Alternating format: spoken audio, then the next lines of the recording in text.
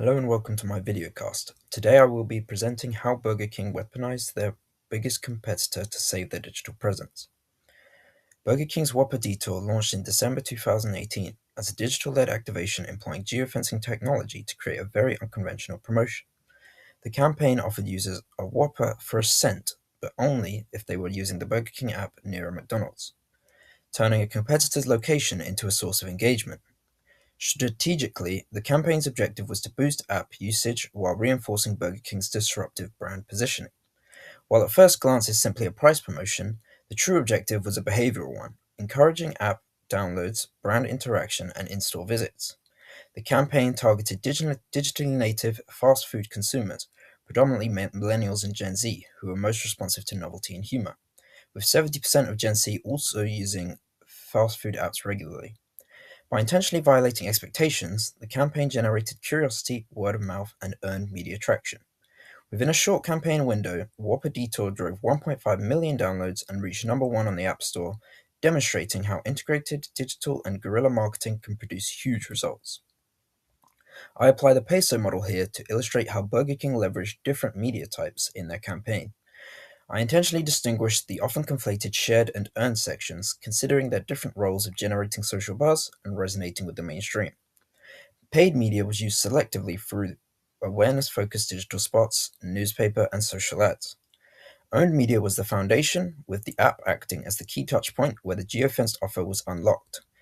Shared media emerged as users posted memes and videos of themselves trolling McDonald's, creating e-word of mouth. Earned media delivered scale with coverage across global news outlets like CNN, elevating the promotion into a recognized brand moment. Integrated marketing communications showcases how the peso reinforces one central message, using the four C's as guidance. The campaign was coherent in how the unique and playful activation condition would be encountered with the same logic across every channel. Consistency meant that whether the offer was seen in ads, the press, or app, the message reinforced the same fun brand persona and call to action.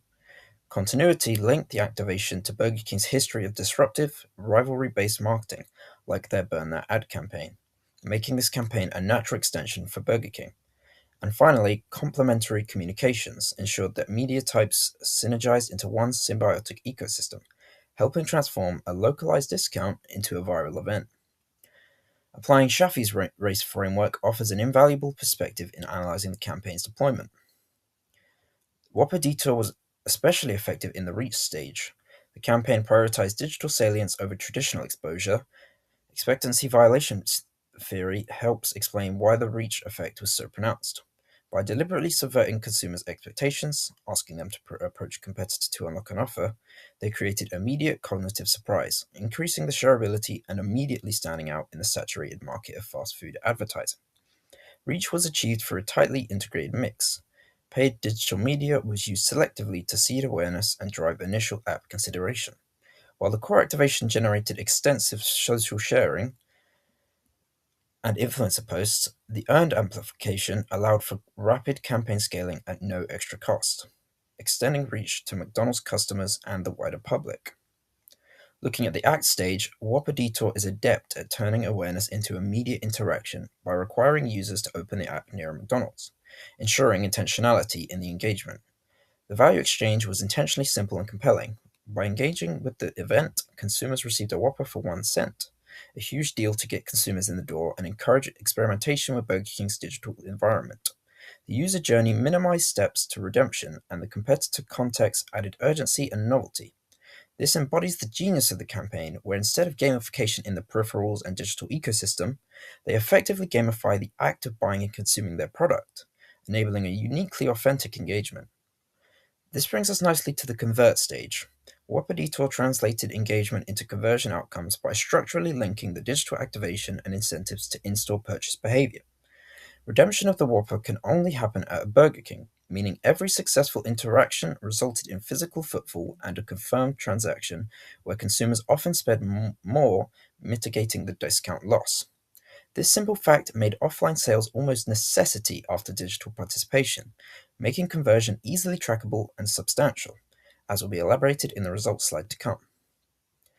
Looking beyond the campaign, there's the engage section. The team behind Whopper Detour transcended a one-off promotion by setting sights on a longer-term brand relationship building. Requiring users to download and actively use Burger King's app, Burger King brought consumers into its own digital ecosystem, where future communications, personalized offers, and loyalty initiatives could take place. This is central to the engage stage, as it enables repeated interaction instead of a one-off purchase. In addition, the playful and disruptive nature of the campaign hugely boosted brand equity. The act of beating McDonald's using Burger King's app reinforced BK's brand personality of humor and playfulness, encouraged users to share their experience socially, and identify with the brand's challenge of positioning. Everyone loves the underdog. Consequently, engagement went beyond app usage and evolved into brand affinity and social advocacy, supporting long-term customer relationships. As you can see, Whopper Detour had massively successful results, showcasing how Burger King translated creative disruption into tangible outcomes. The campaign generated over 1.5 million app downloads within days, launching Burger King to number one on the App Store. This suggests a large-scale onboarding of consumers into Burger King's owned digital ecosystem, which is strategically invaluable beyond just the campaign period. A key differentiator from short-term viral stunts is that these downloads converted into behavior. In-store redemption requirement led to a massive tripling in mobile-enabled sales, showcasing the bridge built by the campaign between digital engagement and in-store purchases. Furthermore, the campaign generated extensive shared and earned media coverage globally, amplifying reach far and beyond what paid spend could have alone. Overall, the results suggest effectiveness from a short-term conversion perspective, but also as a brand-building campaign, strengthening Burger King's digital brand, which can be capitalized on for years to come. Considering my multifaceted review of the campaign, there are clear strengths of the strategy to be discussed. Its behavior-focused incentives gamify the point of purchase through geofencing, creating intentional central route interaction instead of peripheral route passive exposure. Another strength, the offer existing only in the app, which allowed a direct path from digital content to in-store visit, also offering highly valuable attribution. Arguably, the greatest strength was the application efficiency, with an expectancy violation boosting shareability alongside massive earned media reach, causing a virtuous cycle of virality, skyrocketing reach beyond the paid media. Finally, the IMC alignment shows these elements work together coherently and consistently, reinforcing Burger King's unique brand identity. While less obvious in such a successful campaign, there are three key weaknesses I've identified. First, layers of friction. The offer required downloads, location permissions, and substantial physical movement, which combine to make engaging relatively high effort. Second, an important factor is price anchoring risk. A 1 cent loss leader offer can lead to warped ideas of prices and cause discontent with full price products post discount. Finally, there's app churn. Despite short term high sales, achieving long term retention is difficult, and many users may uninstall when hype dies down.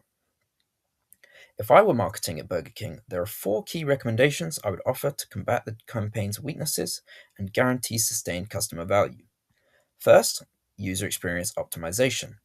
Feature quick Google/Apple sign-ins and a guest checkout to reduce friction at the purchase point. While BK prioritized data collection here, I'd argue that the first sale should be the priority. Trusting new retention features to secure the customer. Second, perceived value management. Mitigate price anchoring risk by offering a thank you offer of, say, 50% off after campaign participation that mitigates the loss aversion that an unaided return to full price would cause. Third, privacy transparency. Important legally and also from a friction perspective. Lay out permissions clearly when toggling location tracking and data collection, which will encourage healthier opt-in rates and reduce reputational risk. Finally, maximize lifetime value. BK could introduce a monthly mission checklist, the Royal Quest, with progressive incentives turning one-off downloaders into repeated users, combating the app churn inevitable from a viral campaign by developing positive feedback loops. Altogether, these recommendations close UX gaps, cultivate brand equity, increase trust, and bridge the campaign from a successful stunt into a sustained digital asset, creating long-term commercial value. Thanks for listening, and I hope I offered a unique digital marketing perspective for the Whopper Detour campaign.